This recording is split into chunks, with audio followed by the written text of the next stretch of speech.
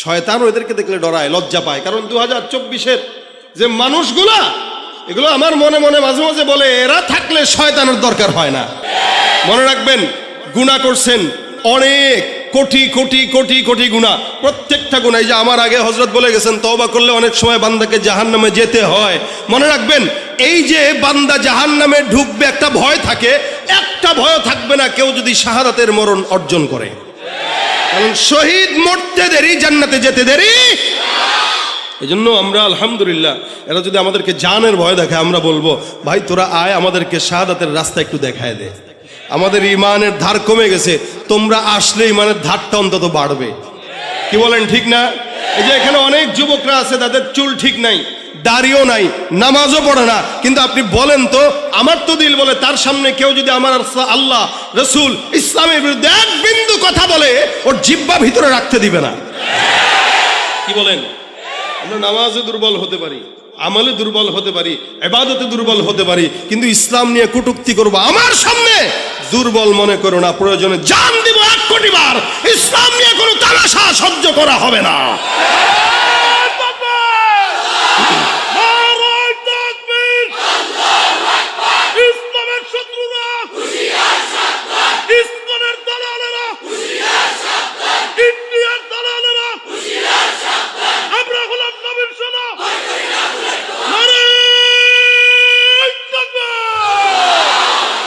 এটাই আমাদের পুঁজি। কি বলেন?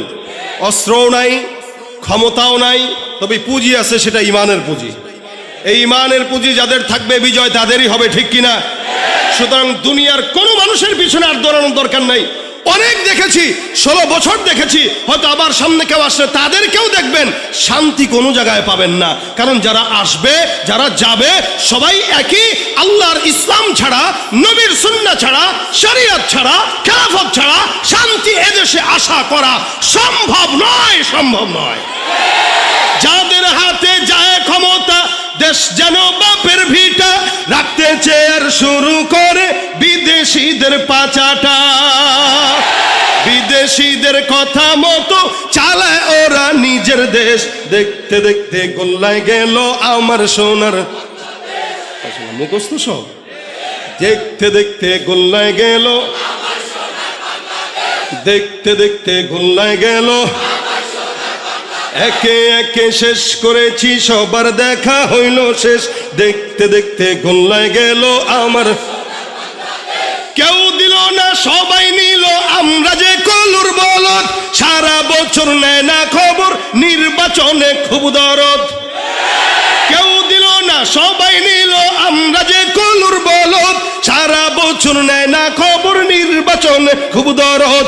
নির্বাচনের আগে নেতায় ধরে কত রকম বেশ, নির্বাচনের আগে নেতায় ধরে কত রকম বেশ। দেখতে দেখতে গোল্লায় গেল, দেখতে দেখতে গোল্লায় গেল, একে একে শেষ করেছি, সবার দেখা হইল শেষ। দেখতে দেখতে গোল্লায় গেল আমার সোনার বাংলাদেশ। দেখতে দেখতে গোল্লায় গেল। দেখার আর দরকার অনেক দেখছি, স্বাধীনতার পর থেকে 50 বছরের উপরে আমরা দেখছি। এবার একটা বার আপনারা একটু দেখেন, কথা কয় না, আমরা তো অনেক দেখলাম, এবার আপনাদের দেখা উচিত। কি বলেন, ঠিক না? ওলামা একরামদের কাছে দেশ দিয়ে একটু দেখেন যে পারে কিনা। টুপিওয়ালা, দাড়িওয়ালা, আল্লাহওয়ালা ইমানদারদের কাছে দেশ দিয়ে দেখেন একটু পারে কিনা। ইনশাআল্লাহ এদেশে যদি ইসলামী আইন আসতো, যারা ওপারে চলে গিয়েছে একজনও হাত পা নিয়ে যেতে পারতো না, এবং যারা আসবে এরাও কখনো ভয় করতো না যে সরকার 5 কোটি দিলে 3 কোটি মারা লাগবে, এই আশা করতে পারতো না। কেন? ইসলামের আইন হলো, কেউ যদি চুরি করে হাত হাত। সুতরাং শান্তি পেতে গেলে ইসলাম ছাড়া কোনো গতি। আল্লাহ ইসলামের দেশ দান করুক। ভাইরা আমার, আমি যেটা বলছিলাম, এই দুনিয়াতে মানুষ তার নেতাকে যতটুকু ফলো করে, পীরকে যতটুকু ফলো করে, মা বাবাকে যতটুকু মানে, এতটুকুনের অর্ধেক যদি আমার আল্লাহকে মানতো, মানুষ জান্নাতি হয়ে যেত। মানে তো নাই, বরং এ কথা বলে যে আমার গুনাহ নাই। অধিকাংশ মানুষ গুনাহ করার পরে তার ইহসাস হয় না, চিন্তাও করে না যে মাফ চাইতে হবে। যার চিন্তা নয় তার তাওবা নসিব হয় না। আর যার চিন্তা আছে একদিন না একদিন তাওবা নসিব হয়। অথচ হযরত ওমর ফারুক নিজে পেরেশানিতে পড়ে গেছেন যে আমার নামটা কি মুমিনের খাতায় নাকি মুনাফিকের খাতায়। ওমর রাদিয়াল্লাহু তাআলা আনহু ভাবতেন মাঝে মাঝে, যার কারণে হযরত হুযায়ফা ইবনুল ইয়ামানের কাছে আল্লাহ রাসূল সাল্লাল্লাহু আলাইহি ওয়াসাল্লাম কে মুনাফিক এই লিস্টটি হুযায়ফার কাছে ছিল। সমস্ত মুনাফিকের লিস্টটি ছিল হুযায়ফার কাছে। তো হযরত আমিরুল মুমিনিন একদিন হুযায়ফা ইবনুল ইয়ামানের কাছে জিজ্ঞাসা করলেন, হে হুযায়ফা, দেখো তো আমি ওমরের নামটাও তোমার লিস্টের খাতায় আছে কিনা।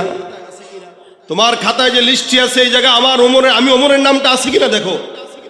ইসলামের দ্বিতীয় খলিফা, যার ব্যাপারে রাসূল সাল্লাল্লাহু আলাইহি ওয়াসাল্লাম বলেছেন আমার পরে যদি কোনো নবী আসতো সে হয়তো কে, এই ওমর বলতেছেন, দেখো আমার নামটা ওখানে আছে কিনা।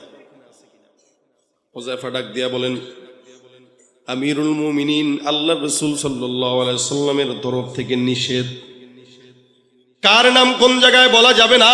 আমিরুল মুমিনিন কিচ্ছু বলেন না, সোজা সুজি বাসার মধ্যে চলে যায়। একদিন, 2 দিন, 3 দিন হয়ে গেল, চোখের মধ্যে ঘুম আসে না।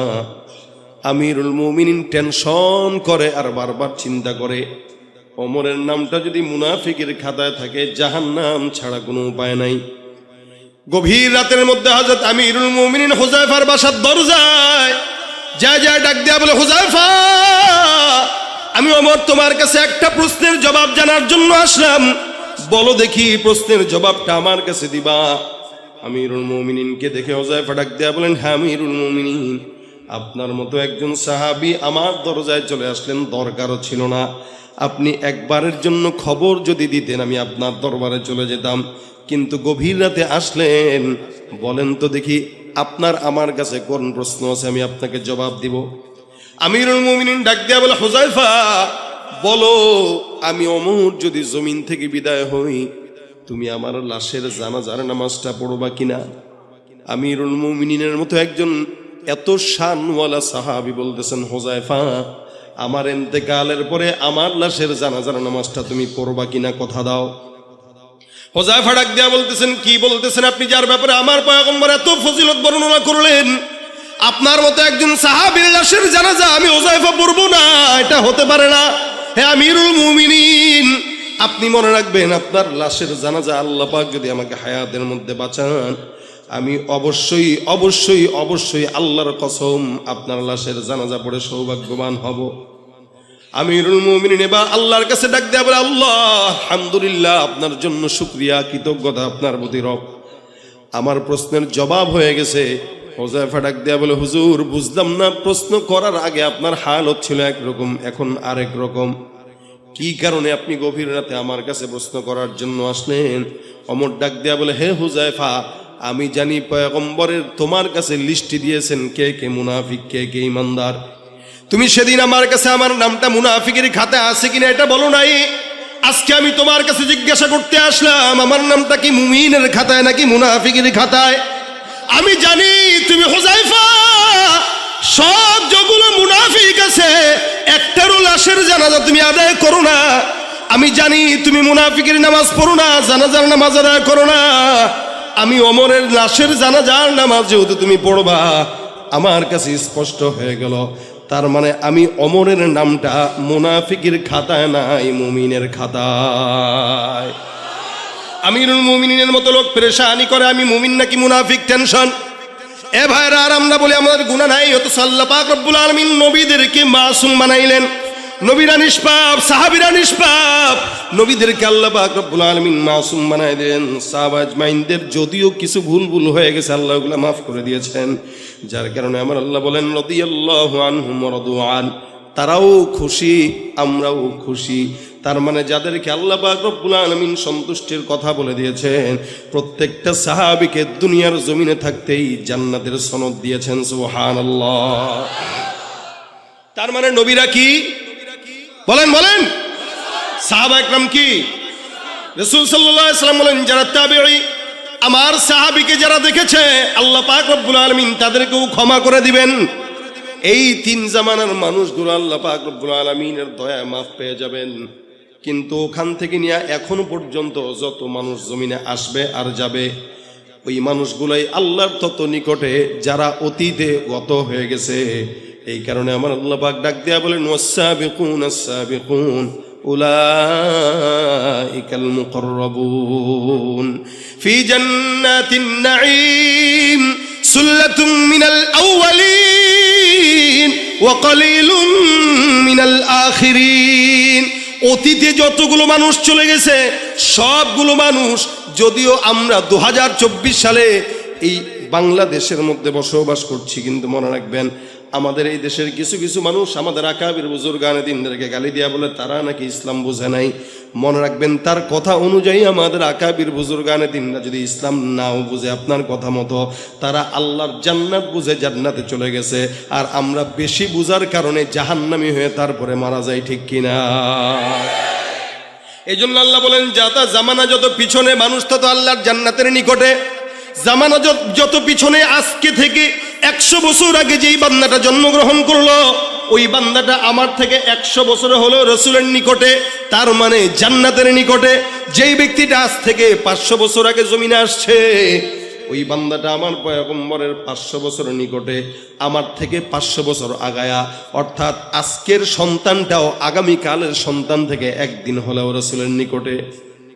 আবার 10 বছর পরের সন্তানটা আজকের সন্তান থেকে নবীর থেকে 10 বছর পিছায়া।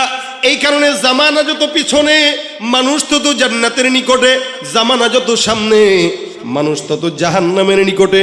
চিন্তা করে দেখেন তো, আজ থেকে 30-40 বছর আগের, 50 বছর আগের কথা যদি বলি, আমাদের এলাকায় আমরা আমাদের মাদেরকে দেখতাম, খালাদেরকে দেখতাম, রাস্তাঘাটে গ্রামগঞ্জে দেখতাম, যখন নাকি কোনো মুরব্বী মহিলা রাস্তা দিয়ে হাঁটতো, পরপুরুষ দেখার সাথে সাথে ঘন্টাটা দিয়ে কোনো বিল্ডিং এর আড়ালে যায় লুকায় যাইতো। কি এখনো আছে এটা? একদম নাই বললেই চলে। দুই একটা দেখা যায় যারা করে, ওরাও দেখবেন বয়স তার 80 অথবা 70। এক সময় দেখতাম যখন নাকি মানুষ আসতো সামনে, আমাদের মা বোনেরা গাছের আড়ালে লুকাইতো, মসজিদে লুকাইতো, পুকুর পাড়ে লুকাইতো, কোনোভাবে যেন কোনো পরপুরুষ না দেখে। এমনকি নিজের জামা পর্যন্ত উঠানের মধ্যে নাড়তে দিত না, যাতে কোনো পরপুরুষ আমাদেরকে না দেখে। এ মুসলমান নবীর উম্মত, আজকেল থেকে 10 বছর, 20 বছর, 30 বছর আগে আমার দেশে এমন পর্দা ছিল, কিন্তু বর্তমান জামানায় নারীদেরকে আপনারা যদি দেখেন, রাস্তাঘাটে নারীরা হাঁটে, পরপুরুষ দেখলে ওড়না ঢালবে তো দূরের কথা, বুকে যেটা থাকে সেটাও একবার সরায়া দেখায়া দেয়। আর সব জায়গায় তো নারী আছেই, আলহামদুলিল্লাহ, মাশাআল্লাহ, ভালো নারী তো আছেই, তাই না? ভালো আছে, তবে খারাপের সংখ্যাই বেশি। মার্কেটে যাবেন নারী, বাজারে যাবেন নারী, সংসদেও ছিল নারী, সংসারেও নারী, সব জায়গায় নারী। আমরা ঘর জামাই হয়ে বসে আছি শ্বশুর বাড়ি, কথা ঠিক কিনা জোরে কন? আর এই নারীদেরকে, অবলা জাতিদেরকে সমান অধিকারের নামে একদল রাস্তায় নামায় দিয়েছে। এখন নারীরা আমরা নারী, আমরা সব পারি। প্লেনও চালায়, অটোও চালায়, হুন্ডাও চালায়। এক সময় দেখতাম পুরুষরা হুন্ডা চালাইতো, নারীরা পিছনে বসা থাকতো। এখন নারীও চালায়, পিছনে পুরুষ বসা থাকে। কথা ঠিক কিনা? এখন আর পুরুষরা বিয়ে করে না, পুরুষরা বিয়ে বসে, নারীরা বিয়ে করে। কি ঠিক নেই? হুজুর আমি আমার জামাইরে তালাক দিছি, তালাক হয় নাই, বুঝছেন? আরে ভাই, আপনারা শুনছেন এই সমস্ত ফতোয়া ইফতা বিভাগগুলোতে আসে, নারী স্বামীরা তালাক দেয়, তার মানে নারী স্বামীরে বিয়ে করছে। যেই পুরুষে আগে বিয়ে করতো, এখন পুরুষ বিয়ে বসে, নারী বিয়ে। নারী স্বাধীনতার নামে এলো কলঙ্কের জোয়ার, নারী স্বাধীনতার নামে এলো কলঙ্কের জোয়ার, একি নারীর অধিকার কখন জানি শেষ হবে এই অশ্লীলতার। ওয়ার্ড কমিশনার থেকে ইউনিয়ন পরিষদে, ক্রমান্বয়ে দেখো রে ভাই একেবারে সংসদে, নারী থাকবে সুখের ঘরে, এত কষ্টের কি দরকার, একই নারীর অধিকার কখন জানি শেষ হবে এই অশ্লীলতার। ঠিক না? স্বাধীনতা আসলে ইসলাম নারীদেরকে সমান দিছে না বেশি দিছে? কি বলেন? বেশি দিছে না? এখন স্বাধীনতা চায় কারা, এটা বুঝতে হবে। শিয়াল দেখবেন একটু চায় মুরগি একটু স্বাধীনভাবে ঘুরুক, বুঝেন নাই না? কথা বুঝেন না আপনারা? শিয়াল কি চায়? মুরগি স্বাধীনভাবে ঘুরুক, বিড়াল চায় ইলিশ মাছটা খোলাই থাকুক, ফ্রিজে না ঢুকুক, কি ঠিক না? ফ্রিজে ঢুকলে খাইতে পারবে না। শিয়ালও বুঝে যে মুরগি ঘরে থাকলে আর খাওয়া যাবে। ঠিক আমার বাংলাদেশে লুচ্চা বদমাশগুলো চায় নারীরা স্বাধীন থাকুক, ঠিক কিনা জোরে কয়? কারণ নারী যত স্বাধীন এরা তত স্বাধীন, নারী যত স্বাধীন তারাও তত। আসলে ইসলাম নারীকে স্বাধীন সমান নয়, বেশি দিয়েছে। এটা না বুঝার কারণে আমাদের নারীরা বিপদে পড়তেছে। ভাইরা আমার খুব বুঝবেন, একসময় আমাদের নারীদেরকে দেখতাম এরকম, এখনকার হাল ভিন্ন। আমি আমার নিজের ছোটবেলার কথা যদি বলি, একসময় গ্রামগঞ্জে আমরা দেখতাম আমাদের মারা, আমাদের খালারা, আমাদের বাবারা, আমাদের দাদারা সকালবেলা ঘুম থেকে জেগে সূরা ইয়াসিন তেলাওয়াত না করে কোনোদিন ঘরের কাজে হাত দিত না। বিকেলবেলা সূরা ওয়াকিয়া, রাত্রিবেলা সূরা মুলক তেলাওয়াত করতো। প্রত্যেকদিন কমাস কম ৩-৪ বার তেলাওয়াত করতো। ঘুম পাড়ানোর সময় লা ইলাহা ইল্লাল্লাহ জিকির করে করে আমাদের মারা আমাদেরকে ঘুম পাড়াইতো। আমার এখনো মনে আছে, সকালবেলা যখন ঘুম থেকে জাগতাম ছোটবেলায়, আমার ঘুম থেকে জাগতাম আমি আমার বাবার কণ্ঠের তেলাওয়াতের আওয়াজে। আমার বাবা আলেম না, যেমন মোহতামিম সাহেবের বাবা অনেক বড় আলেম, যার কারণে উনিও আলেম। আমার বাবা সাধারণ মানুষ, সারা জিন্দগি প্রায় 40 বছর সচিবালয়ে চাকরি করছেন। তবলিগের মেহনতের কারণে আমাকে আলেম বানাইছেন। কিন্তু আলহামদুলিল্লাহ আমি মাঝে মাঝে বলে আমার চাইতে আমার বাবার আমল 100 গুণ বেশি। আমি ছোটবেলায় আমার বাবাকে দেখছি, এখনো পর্যন্ত দেখি 76 বছর হয়ে গেছে। 5 ওয়াক্ত নামাজ আজানের 10 মিনিট আগে মসজিদে যায়। আমার বাবা এমন একজন বান্দা, যে বান্দাটা মসজিদে সবার আগে ঢুকে, বের হয় সবার শেষে। এটা আপনার বাবার সঙ্গে আপনি মিলায় দেখেন, তার সাথে আপনার আমলের মিলবে না, সে উপরে আপনি নিচে। কারণ সে যে আমার রাসূলের জামানের নিকটে। এক সময় আমাদের ঘুম ভাঙতো, আমার ঘুম ভাঙতো আমার বাবার কোরআন তেলাওয়াতের আওয়াজে, আমার ঘুম ভাঙতো আমার মায়ের জিকিরের আওয়াজে। আর বর্তমান সন্তানদের ঘুম ভাঙে মা বাবার মোবাইল, ফেসবুক আর ইউটিউবের আওয়াজে। বাস, এত জোরে আওয়াজ দিলেন, তার মানে এটাই বাস্তব, ঠিক না? সব জায়গায় হালত এক। মাও ঘুমের আগে মোবাইল দেখে, বাবাও ঘুমের আগে মোবাইল দেখে। সন্তান তাকায় দেখে কিরে, মাও মোবাইলের দিকে, বাবাও মোবাইলের দিকে। ঘুম থেকে তাকায় দেখে মাও মোবাইল চালায়, বাবাও মোবাইল চালায়। এই কারণে 5 বছরের সন্তানটাও মোবাইলের আবদার করে বসে, ঠিক কিনা? এটা হলো জামানার পরিবর্তনের হাল। এই কারণে গুনার আসবাবে মাসিয়াটাও বেশি, এমন বেশি বেশি আসবাব, গুনাহের আসবাব। আল্লাহ পাক রব্বুল আলামিন বলে, এই জামানার মধ্যে এত গুনাহ যখন হয়ে যাবে, তখন বান্দাদেরকে আমি আল্লাহ পাক রব্বুল আলামিন একদম নিরাশ না করে বান্দাকে আমি আল্লাহ বললাম, এ বান্দা ফাকুল তুস্তাগফিরু রাব্বাকুম ইন্নাহু কানা গফফারা। বান্দা ইস্তেগফার করো, নিশ্চয়ই আল্লাহ তিনি ক্ষমাশীল। আপনার আমার মায়ের চাইতে, বাবার চাইতে আমার প্রতি আল্লাহর ভালোবাসা বেশি না কম? আরে বেশি বলেই তো আল্লাহ পাক আমাদেরকে এখানে বসায় রাখছেন। কি বলেন? কথা বুঝে না এরা? ও ভাই, এই যে আমরা বসলাম, আল্লাহ আমাদেরকে মহব্বত না করলে আসতে পারতাম? হ্যাঁ, আতা ইবনে আবি রাবাহ রাহমাতুল্লাহ আলাইহি, আপনাদের সত্য একটা কথা মনে আসছে তাই বলতেছি। আতা ইবনে আবি রাবাহ বিখ্যাত একজন তাবেঈ ছিলেন। উনি একবার রাত্রিবেলা তাহাজ্জুদের সময় উঠে দেখেন উনার দাসী তাহাজ্জুদের নামাজে বসা, বসে বসে দোয়া করতেছে, আল্লাহ তুমি যে আমারে ভালোবাসো, এই বিনিময়ে আমাকে ওই জিনিসটা দাও। আল্লাহকে মুনাজাতে বলতেছে, আল্লাহ তুমি যে আমাকে ভালোবাসো, এই বিনিময়ে ওইটা দাও। এটা হলো মেয়েদের স্বভাব। দেখবেন মেয়েরা স্বামীর এই কোটের বুতাম লাগায় দিবে, পাঞ্জাবের বুতাম লাগায় দিবে, আর বলবো জান, বলে কি তুমি আমার ভালোবাসো না? বাসি তো, বাসলে আমি একটা জিনিস চামু দিবেন। চাওয়ার লেগে আমার ভালোবাসার সঙ্গে কি মিল আছে? না বলেন না, ভালোবাসেন তো, বাসেন তো, বাসেন তো, কন্যা কন্যা। এর পোলাপান মানুষ এগুলো বুঝবে না, কারণ এগুলো অধিকাংশের বউ নাই। কি তোমরা চাও বউ হোক নাকি? বয়সও হোক। কারা কারা বিয়ে করে নাই? হাতটা তুলো দেখি। বিয়ে করে নাই কারা কারা? কারা কারা করে নাই? হ্যাঁ, এই কয়জনই? আওয়াজ হোক, নারায়ে তাকবীর। এই আওয়াজে বউ জুটবে না। লিল্লাহে তাকবীর। হ্যাঁ, এবার জুটার ইচ্ছা আছে, আশা আছে। আল্লাহ জুটায় দেখ, বয়স হইলে, এখন না। সবই বুঝে। তাই একটা বিবিদের আদত হইল স্বামীদেরকে এভাবে বাইস্ট করে, এই আপনি আমার মহব্বত করলে ওইটা দেন, ওইটা দিয়েন, ওইটা দিয়েন। আতা ইবনে আবি রবাহের দাসী বলতেছে, আল্লাহ তুমি আমার মহব্বত করো, মহব্বতের বিনিময়ে ওইটা দাও।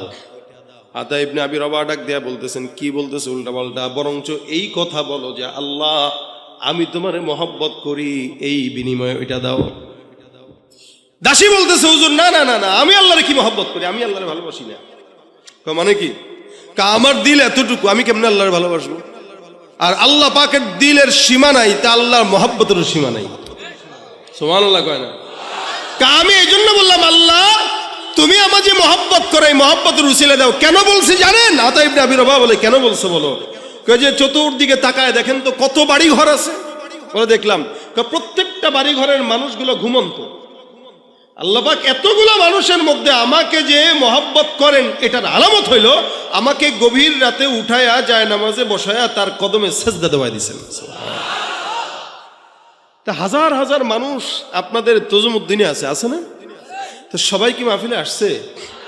আরো অনেক মানুষ আসছে এখনো চটপটির দোকানে, এরে আল্লাহ আনছে কিন্তু ভিতরে ঢুকায় নাই। আল্লাহ কয় তোর সীমা এতটুকুই, তুই এর বেশি যেতে পারবি না। আর আপনাকে আমাকে কান ধরে যে বসাইছে, আল্লাহ কয় তুই বসেই থাকবি, কারণ তোরে আমি মহব্বত করি।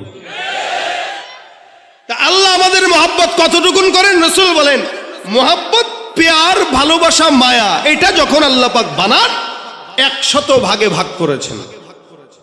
কয়শো? আল্লাহ নবী বলেন 100 ভাগে ভাগ করার পর 1 ভাগ মহব্বত সারা জমিনের মধ্যে আল্লাহ পাক ছড়ায় দেয়।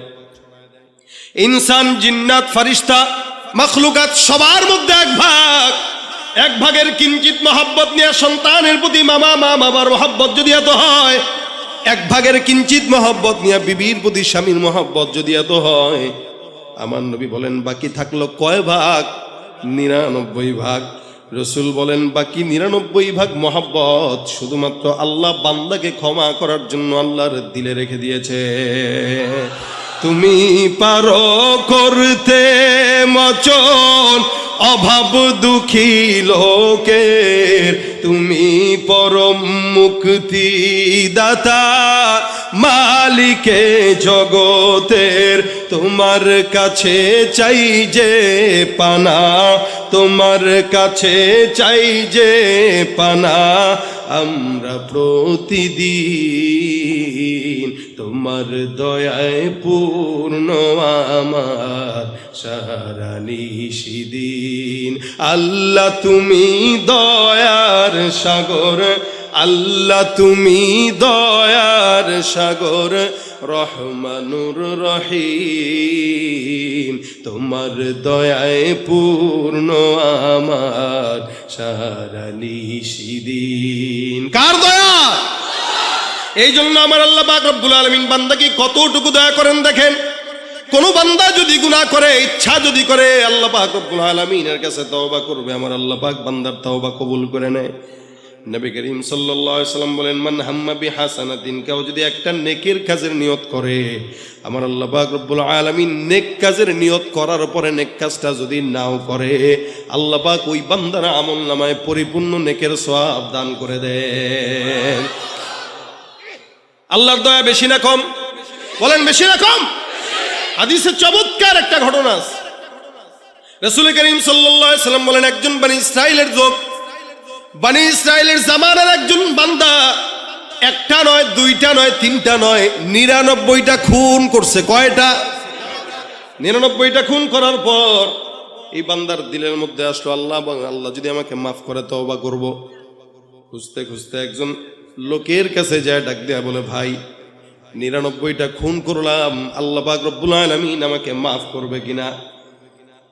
যেই বান্দার কাছে গেছে ওই বান্দাটা হলো আবেদ। ভাই আবেদ আর আলেম বুঝেন আপনারা? আবেদ মানে যে ইবাদতকারী, আলেম মানে যে জ্ঞানী। ইবাদতকারী একজন বান্দা আলেমের চেয়ে দামি না কম দামি? আবেদের দাম বেশি না আলেমের দাম বেশি? বলেন বলেন। আলেমের দাম বেশি। 1000 আবেদ একজন আলেম সমান, কারণ আবেদে ইবাদত করে না বুঝায়, আর আলেমে যতটুকু করে ততটুকু বুঝে করে। এক ফিকাল আমলুল কলিল, অল্প আমল লাজাতের জন্য যথেষ্ট হয়। সুবহানাল্লাহ কয় না এরা?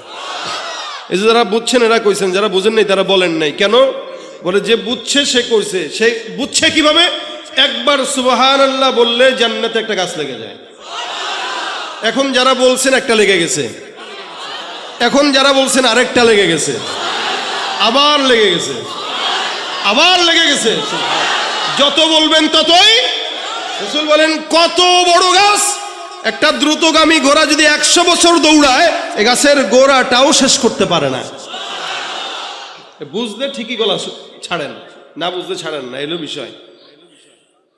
এ আবেদের কাছে গেছে। আবেদ যে বুঝে ইবাদত করে না, না বুঝে কি করে? ইবাদত করে। আমি জুমার নামাজ পড়াইতেছি এক মসজিদে, তো বয়ান যখন করতেছি হুট করে একজন লোক ঢুকছে ভিতরে, মানে পিছন থেকে মানুষের গা টপকায় টপকায় সামনের কাতারে আসছে। বুঝছেন কথা? এবার হাতে তার একটা তসবিহ। কি তসবিহ? আমি করতেছি জুমার বয়ান, ওই লোকে করতেছে জিকির, সুবহানাল্লাহ সুবহানাল্লাহ সুবহানাল্লাহ সুবহানাল্লাহ সুবহানাল্লাহ। আমি বললাম যাক মাশাআল্লাহ, অনেক বড় জাকিরিন। উঠতে বসতে কলম নড়ে, এই কারণে এনে বয়ান শুনতে বসেও কি করতেছে? জিকির করতেছে। ভালো, আচ্ছা মাশাআল্লাহ। বয়ানের হালতে সে জিকির করছে, এটা মানা যায়। আমি যখন খুতবা দিতে দাঁড়াইলাম আল্লাহর বান্দায়, তখনও তাসবিহ নিয়ে জিকির করতেছে। আচ্ছা বলেন আপনারা, খুতবা শোনা সুন্নত না নফল না ওয়াজিব? জুমার খুতবা চলাকালীন সময় আল্লাহর ফেরেশতারাও আমলের খাতা বন্ধ করে খুতবা শুনতে বসে যায়, আর ওই বান্দা তখনও কি করে? জিকির করে। আমি চিন্তা করলাম কিরে, এ তো মুশকিল। আমি খুতবার মাঝখানে তার দিকে 2 বার তাকাইলাম, যে মনে করলাম সে হয়তো বুঝা তসবিটা রেখে দিবে। ওরে সুবহানাল্লাহ, আমি তাকাই তার তসবি পড়া আরো বাড়ে। ফাদলুল আলিমি আলাল আবিদি কাফাদলি আলা আদনাকুম। এটা হলো আবেদ। আবেদের কাছে গেছে, কয় হুজুর 99টা খুন করছি, আল্লাহ কি ক্ষমা করবে? কয়টা? 99টা। বাপরে বাপ, আপনার তো সাহস কম না। আপনি মনে করছেন আল্লাহ এত সস্তা? 99টা খুন করলেন, আল্লাহ আপনারা মাফ করবে? ভাগেন না এখান থেকে, যান। ধমক টমক দিয়ে পাঠাই দিতেছে। এবারে তো এমনি সন্ত্রাসী। কি বলেন? 99টা খুন যে করছে ছোট সন্ত্রাসী? হ্যাঁ, কত বড় সন্ত্রাসী। পকেটে ছুরি ছিল। এ কয় আরে মোল্লা, যদি খুনের ক্ষমা নাই পাই তা তোরে রাখবো কেন? তুইও মর। চাকু নিয়ে ঢিকায় দিছে বেটার পেটে। যা, সেঞ্চুরি ছিল এখন সেঞ্চুরি হয়ে গেছে। এবার গেছে একজন আলেমের কাছে, যে ডাক দিয়া বলে হুজুর 99টা খুন করছিলাম, একজনের কাছে গেছিলাম, সে বলে আল্লাহ নাকি ক্ষমা করবে না। মেজাজ গরম হয়ে গেছে, ওইটারও সেরে দিচ্ছি, ওইটাও শেষ একদম 100টা পূর্ণ করে আপনার কাছে আসছি। এখন আপনি একটু বলেন আল্লাহ পাক রব্বুল আলামিন আমাকে ক্ষমা করবে কিনা? আলেম ডাক দিয়া বলে কয়টা করছেন? বলে 100টা। আলেম বলেন 100টা কেন, 1 কোটিটাও যদি করেন আপনার গুনাহ যেখানে শেষ আমার মাওলার দয়া সেখানে শুরু। যান অমুক এলাকায় একজন আলেম আছে, কয়েকটা আলেম আছে, ওই আলেমদের কাছে যান, ওদের দরবারে যায় তাদের সঙ্গে থাকেন, তাদের কাছে আমল আখলাক করেন, আল্লাহর কাছে তওবা করেন, ইনশাআল্লাহ আমার আল্লাহ পাক আপনাকে ক্ষমা করে দিবেন। সুবহানাল্লাহ। খুন কয়টা আপনারা করছেন? কয়টা? একটাও না। অনেকে আছে করছে, হয়তো একটারে করছে আর কি, রাজনৈতিক নেতার কথা শুনতে যায় দিছে আর কি। হুজুর এটা কইলেও কি করলেও কি বলা যায়? কি বলেন? অন্যায় করলে বলা যায়? আমি যদি কই নামাজ পড়ছেন কে, হাতের লগে পাও তুলবে। আর যদি কই ভাই আজকে ঘুষ খাইছেন কে, না না এটা কওয়া যায় না, এটা তো গোপন জিনিস, গোপনে ইবাদত, এটা গোপনে খাওয়া লাগে। গুনাহের কথা কেউ স্বীকার করে না, বাকি নেক কাজ 1 টাকা দিল, ওই আমার নামটা কইলো না। সেদিন এক মাহফিলে গেছি, এক মসজিদে দান করছে 400 জন মানুষ, লিস্টিতে লেখা।